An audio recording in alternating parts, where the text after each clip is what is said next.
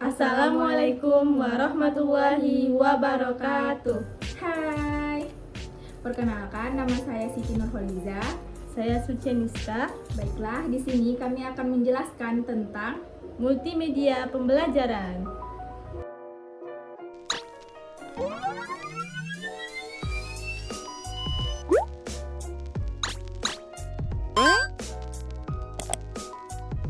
Yang pertama yaitu komponen multimedia. Komponen multimedia yang pertama yaitu teks. Teks merupakan elemen yang menjadi dasar utama dalam menyampaikan informasi. Teks digunakan sebagai alat presentasi untuk mendeskripsikan sesuatu materi yang ingin disampaikan. Selanjutnya yaitu grafis, foto, dan gambar.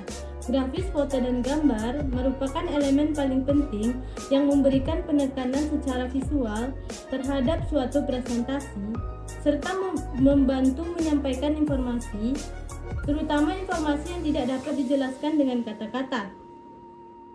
Selanjutnya yaitu animasi. Animasi merupakan elemen multimedia yang dapat membuat suatu gambar atau tulisan terlihat lebih hidup dengan menampilkan potongan-potongan gambar yang berganti-ganti secara cepat. Selanjutnya yaitu audio. Audio merupakan suara yang dapat membantu menyampaikan informasi dengan lebih efektif dan dapat meningkatkan daya tarik terhadap sesuatu tayangan. Yang terakhir yaitu video. Video merupakan gabungan elemen multimedia yang lengkap dengan menggunakan sistem animasi yang diambil melalui suatu kamera. Video disimpan dalam bentuk file dan format tertentu. Selanjutnya yaitu makna multimedia. Yang pertama, makna multimedia sebelum tahun 1980. Multimedia adalah kumpulan dari berbagai peralatan medis yang berbeda yang digunakan untuk menyajikan materi pelajaran, misalnya tulisan, grafik, gambar dalam kertas karton yang ditempelkan di dinding.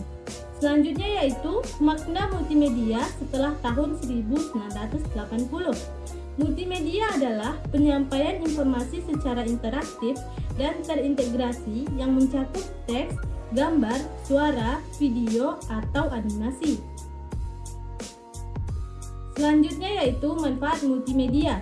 Yang pertama, untuk menyajikan benda atau peristiwa yang kompleks, rumit, yang berlangsung cepat atau lambat seperti sistem tubuh manusia, bekerjanya suatu mesin, tata surya, dan perkembangan tumbuhan, dan sebagainya.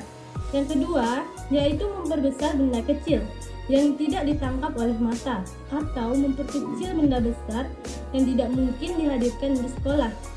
Yang ketiga yaitu menyajikan benda atau peristiwa yang jauh atau berbahaya. Yang keempat, dapat mengakomodasi cara belajar yang berbeda-beda sesuai kemampuan, kesiapan, serta dapat menyesuaikan kemampuan diri. Yang kelima yaitu terdapat privasi di mana siswa tak perlu malu melakukan kesalahan, belajar saat kebutuhan muncul, dan belajar tanpa terikat waktu.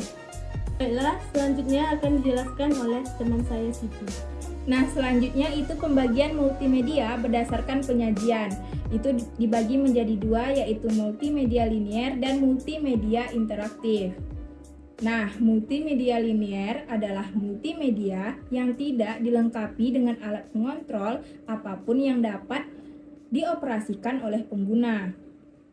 Sedangkan multimedia interaktif itu dibagi menjadi beberapa lagi. Yang pertama itu multimedia yang dilengkapi dengan pengontrol yang dioperasikan oleh pengguna sehingga pengguna dapat memilih apa yang dikehendaki untuk proses selanjutnya. Nah, ini dibagi menjadi dua bagian lagi, yaitu yang pertama multimedia interaktif hierarki. Pemakaian memiliki pilihan tetapi topik dapat dibagi menjadi subtopik yang lebih spesifik. Yang kedua itu multimedia interaktif non-linear. Nah, itu memungkinkan pemakaian untuk bebas bergerak untuk melihat isi materi dengan cara berinteraksi. Pemakaian dapat bergerak bebas ke materi manapun. Yang kedua itu karakteristik multimedia interaktif. Ini dibagi menjadi beberapa.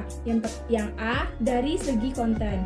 Itu didesain untuk mengatasi keterbatasan ruang, jarak, dan statistisnya model media konvensional. Yang B, bersifat meniru dalam artian produk tersebut dijalankan berbasis komputer sebagai titik pusat dalam proses pembelajaran. Yang C, harus memberikan kontrol sepenuhnya pada pengguna untuk menghentikan, mencatat hal yang penting, memutar ulang bagian yang belum dipahami. Yang D, interaktivitas. Itu memberikan kesempatan berinteraksi langsung dengan media dengan bantuan keyboard, mouse, sentuhan pada layar, atau bentuk lainnya. Selanjutnya, strategi penyajian multimedia interaktif. Yang pertama ada drills, yang kedua tutorial, yang ketiga simulasi, yang keempat games. Nah, selanjutnya ada level interaktivitas. Yang pertama itu ada navigasi video, navigasi audio, kontrol animasi.